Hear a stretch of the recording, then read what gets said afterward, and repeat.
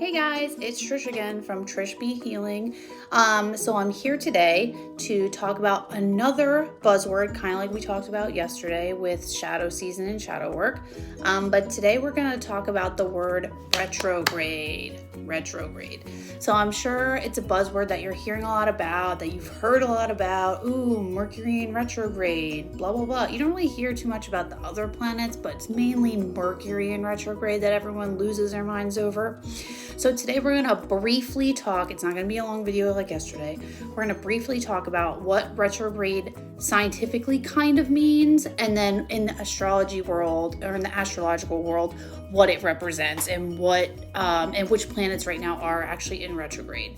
Like I said, brief, because again, I know a little bit about a lot of stuff. Okay, so first of all, what retrograde means scientifically is the opposite way. So essentially, when astrologers or scientists say a planet is in retrograde, it means that it appears that the planet is spinning backwards. So instead of it going this way, it's now going this way, which scientifically is impossible. It doesn't really do that. However, it just appears to be that way. So in astrology, when someone says a planet is in retrograde, that means that what energies or what areas of life that planet typically works with, it's now kind of moving in a backwards fashion. So it can connotate a negative twist on what that means. Okay, so right now there's six planets in retrograde. There's Mercury in retrograde, there is Jupiter in retrograde, Saturn's in retrograde, Uranus is in retrograde, Neptune, and Pluto, if you still consider Pluto a planet, which, I mean, I kind of do. So anyways, so each planet represents a different part of area of our life. So for example, the sun represents the self, the moon represents your emotions, kind of like we were talking about yesterday with shadow season. The moon, the yin energy, the feminine energy, emotion, right? Sun is actually represents the yang energy or the male energy, or the projecting energy, where the moon shadow in. Okay. So Mercury represents our communication. Venus is the planet of love and money. And then Mars is the planet of passion, or sometimes like anger. It's like our fire, okay? Mars is the planet of fire. Jupiter is the planet of luck. Saturn is the planet of karma. It can also represent like traditions, like kind of stability, not wanting to like change. Uranus, on contrast, is the planet of rebellion, and this is the planet of like inspiration and like forward movement. Neptune is the planet of illusion, or like dreams, or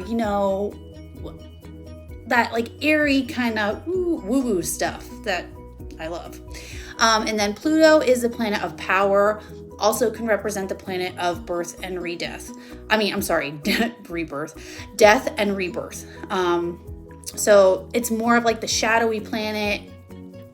It's kind of crazy that it's in retrograde right now. So funny, because we're in shadow season and it just kind of works perfectly. Okay, so when these planets fall into retrograde, specifically Mercury, because it happens so often, what that means is it's going to mess with our communication. So typically when Mercury is not in retrograde, our communication flows, like it's good. But a lot of times when Mercury falls into retrograde or is in retrograde, it can sometimes mess with our communication skills with other people. So it depends. This would be on my site, this would probably be where you would look into your astrology reading. Like you would want to have a basic astrology reading done, because we could look where your Mercury falls in your chart, what house it falls into, and what sign it's under, in order to understand how the communication of Mercury would more or less affect you in a certain area of your life. So that's essentially what retrograde means in a nutshell. So it's just the backward movement of something where normally it would be forward. So Again, if you guys are interested in learning more about the retrogrades or astrology, or what planets fall in what houses, what the houses mean, that's something that we can look into on my basic astrology read on my chart. On my site. It's trishbhealing.square.site. Okay, and that's all for today. Love and light, you guys, and I'll see you later.